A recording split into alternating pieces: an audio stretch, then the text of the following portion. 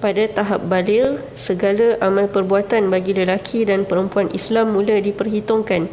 Malaikat Raqib dan Atid alaihi wassalam akan mencatat setiap kebaikan dan setiap kemungkaran serta dosa yang dilakukan. Assalamualaikum warahmatullahi wabarakatuh. Tuan-tuan dan puan-puan yang dirahmati Allah Subhanahu wa taala, bersama saya dalam rancangan Indahnya Zaman Remaja. Siapakah di antara kita yang tidak pernah melalui zaman remaja? Sudah tentu kita semua pernah melalui zaman remaja bagi orang-orang yang telah pun meningkat dewasa.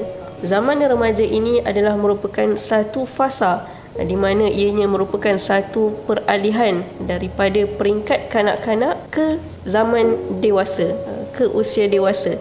Dan sekiranya kita melihat takrif ataupun definisi remaja ini menurut Mu'jam Ar-Ra'id ataupun Kamus Ar-Ra'id, remaja ini ataupun syabab, mereka ini adalah mereka yang berada selepas daripada fasa akil baligh sehingga sekira-kira berumur dalam 30 tahun. Dan menurut takrifan WHO pula, remaja ini didefinisikan dengan mereka yang berada di antara umur 12 tahun sehingga 24 tahun. Zaman remaja ini merupakan satu zaman yang sangat mencabar, di mana seseorang itu melalui satu fasa perubahan dalam hidupnya, iaitu perubahan dari sudut yang pertama fizikal, kemudian intelek serta emosinya. Tiga perkara ini adalah perubahan yang sangat ketara yang berlaku kepada seseorang remaja. Tuan-tuan dan puan-puan, zaman remaja ini apakah dengan kehidupan yang sangat mencabar serta semangat yang berkobar-kobar pada zaman remaja ini, datangnya Islam untuk memandu seseorang manusia itu agar mereka ini tidak melakukan perkara-perkara yang boleh merosakkan diri remaja itu sendiri. Itulah indahnya Islam itu datang untuk menjadikan seseorang manusia itu seorang yang sangat unggul pada masa hadapan. Tuan-tuan dan puan-puan yang dirahmati Allah, apakah sekiranya kita melihat kepada tanda-tanda remaja, apakah yang menjadikan seseorang itu menjadi baligh dalam Islam? Tuan-tuan dan puan-puan yang dirahmati Allah Subhanahu wa taala, dalam seseorang itu melalui fasa remaja ini, mereka perlukan bimbingan. Mereka perlukan bimbingan daripada ibu dan juga ayah serta penjaga yang berada bersama dengan mereka. Dan dalam meniti usia dewasa, setiap remaja ini akan melalui fasa akil baligh, iaitu mereka ini akan menjadi orang yang kita kata mereka ini ditaklifkan ataupun dipertanggungjawabkan dalam Islam dengan sesuatu tanggungjawab, dan kita gelarkan mereka ini sebagai orang yang mukallaf. Dan tuan-tuan dan puan-puan, apakah tanda-tanda baligh? Apakah tanda-tanda baligh ini?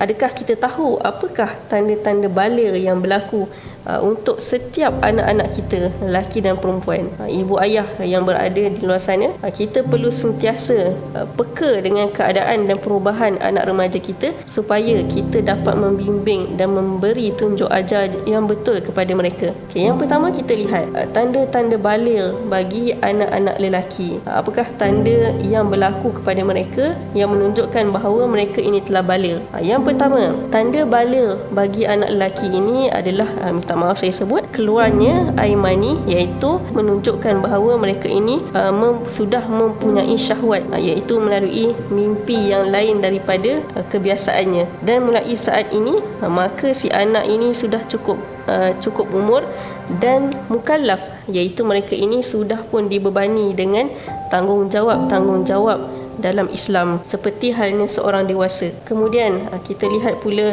tanda baligh bagi anak-anak perempuan pula. Tanda baligh bagi anak perempuan, sekiranya kita melihat dalam kitab Indahnya Hidup Bersyariat ini, bagi anak perempuan, mereka ini akan mendapati, darah haid keluar daripada kemaluannya, iaitu mereka apabila telah berlaku perkara ini, maka bererti mereka ini telah baligh, iaitu anak perempuan yang telah cukup umur 9 tahun Qamariyah, iaitu tahun dalam Islam, tarikh dalam Islam, tarikh Hijri.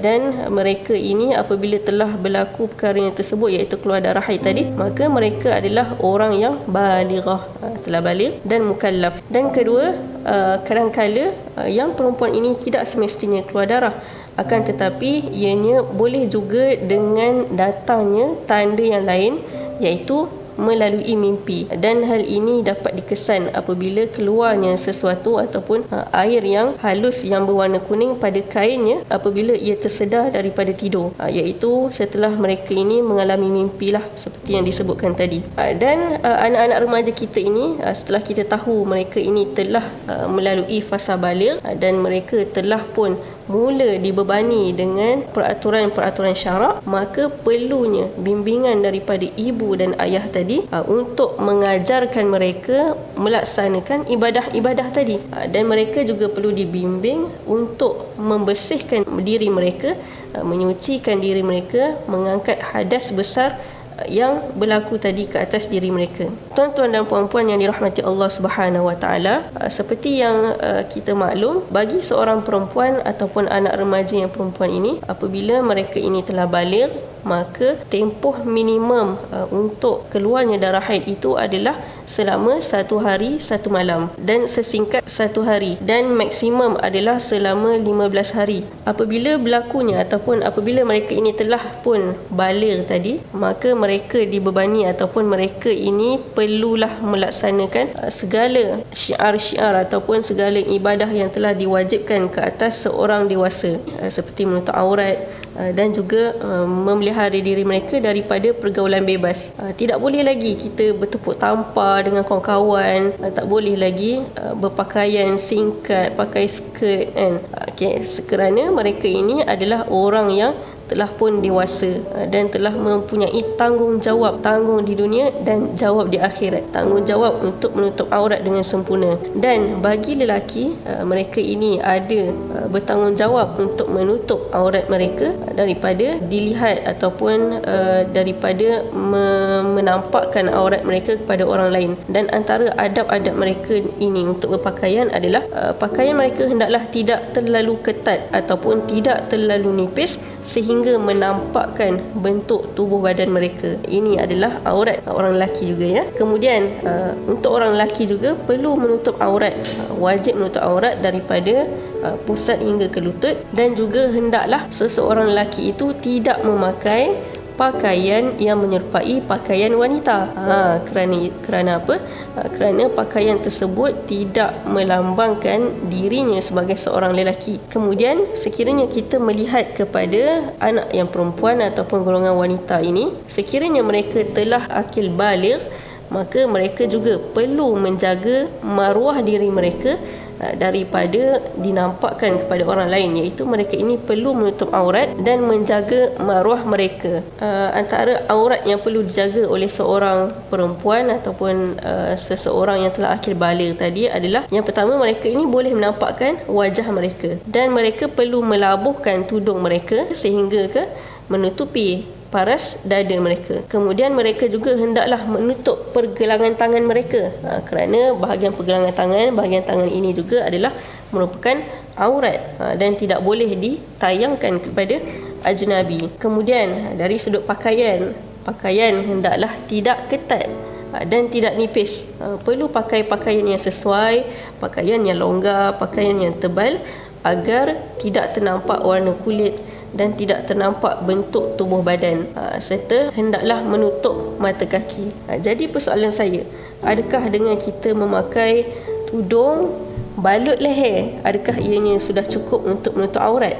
Sudah tentu tidak. Sekiranya kita belajar tadi, kita dah tahu menutup aurat yang sempurna hendaklah tudung itu dilabuhkan sehingga ke paras dada, dan sekiranya tudung itu menampakkan leher ataupun menampakkan telinga, anting-antingnya, maka itu adalah tidak menuruti syarat yang sempurna dalam menutup aurat. Sebagai seorang manusia, kita ini adalah hamba yang diciptakan oleh Allah Subhanahu Wa Taala, dan tujuan penciptaan kita di atas muka bumi ini adalah untuk memakmurkan bumi ini dan untuk mengabdikan diri kita hanya kepada Allah Subhanahu Wa Taala. Oleh itu, marilah kita Marilah kita semua, saya mengajak diri saya dan kita semua untuk sentiasa mentaati perintah Allah Subhanahu Wa Taala serta menyedari bahawa apabila kita ini telah akil baligh, maka setiap dosa perlu ditanggung dan setiap perkara perbuatan kita akan dipertanggungjawabkan di hari akhirat nanti. Sekian sahaja daripada saya. Wallahu Subhanahu Wa Taala a'la wa a'lam bisawab. Siru ala barakatillah, carilah keberkatan daripada Allah, carilah keredaan Allah. Sekian saja. Assalamualaikum warahmatullahi wabarakatuh.